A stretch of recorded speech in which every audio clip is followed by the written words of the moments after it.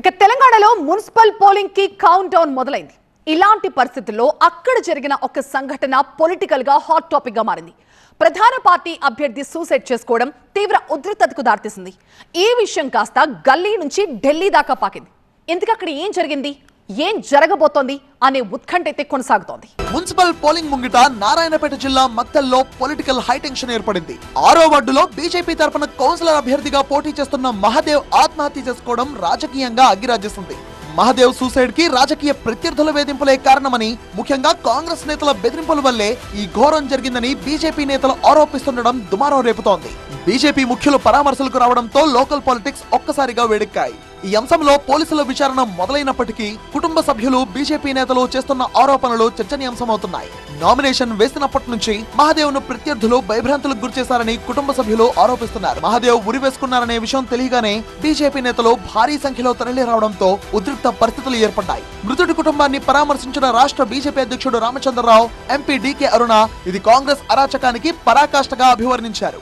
ఓటమి భయంతోనే తమ అభ్యర్థిని బెదిరించి ప్రాణాలు తీసుకునేలా చేస్తారని ఆరోపించారు. వారు ఒత్తిడి, అనేక రకాల ఒత్తిళ్లు, వెనక జరిగే వాళ్ళ మీద కూడా ఒత్తిళ్లు చేస్తున్నారు, క్యాండిడేట్ల మీద ఒత్తిళ్లు చేస్తున్నారు. గత ఫ్యూ డేస్ నుంచి నాకు 4-5 రోజుల నుంచి ఫోన్ చేసి మాట్లాడుతాను.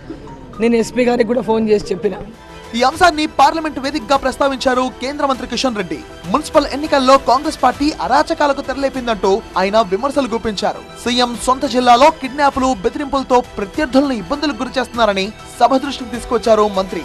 బీజేపీ అభ్యర్థి ఈ రోజు సూసైడ్ చేసుకోవడం జరిగింది. ముఖ్యమంత్రి గారు సొంత జిల్లాలో దౌర్జన్యము, దోపిడీ, కిడ్నాపులు, డబ్బులు వంచడాలు, ఈ రకంగా అత్యాచారాలు చేస్తా ఉన్నారు. దీని మీద తీసుకొస్తున్నాను, ఖండించాల్సిందిగా కోరుతా ఉన్నాను. అయితే మహదేవ్ మృతిపై ప్రత్యర్థులు చేస్తున్న ఆరోపణలను తిప్పుకొట్టారు మంత్రి వాకిటి శ్రీహరి. బీజేపీ నాయకులు రాజకీయ లబ్ధి పొందేందుకే ప్రయత్నిస్తున్నారని మండిపడ్డారు.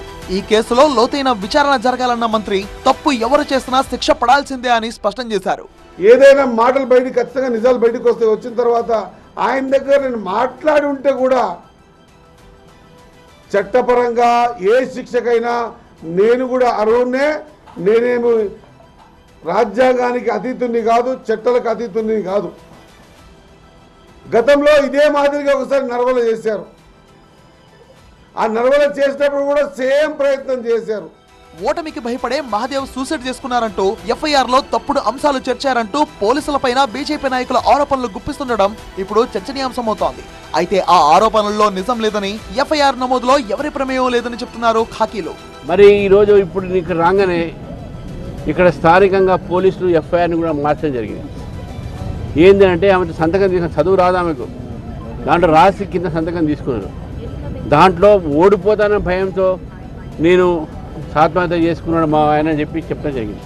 మరోవైపు ఈ ఘటనను నిరసిస్తూ వరంగల్ జిల్లా రంగసాయిపేటలో బీజేపీ శ్రేణులు ఆందోళనకు దిగాయి. బాధ్యుల్ని కఠినంగా శిక్షించాలని డిమాండ్ చేశారు బీజేపీ నేతలు. మొత్తంగా ఈ విషయంలో ఎవరి వర్షన్ వారిదే అన్నట్టుగా ఉంది పాలక ప్రతిపక్షాల తీరు. అసలు మహదేవ్ ఆత్మహత్యకు దారితీసిన అంశాలేంటన్నదే ఇప్పుడు తేలాల్సి ఉంది. ఈ విషయంలోనే లోతుగా విచారణ జరుపుతున్నారు పోలీసులు. ఇటు బీజేపీ అభ్యర్థి మృతితో మక్తల్ పాలిటిక్స్ లోని 6వ వార్డులో ఎన్నిక వాయిదా వేసింది ఈసీ. మరి ఈ రాజకీయ రచ్చ ముగుస్తుందా లేక కంటిన్యూ అవుతుందా అన్నది ఇప్పుడు ఆసక్తికరంగా మారుతోంది.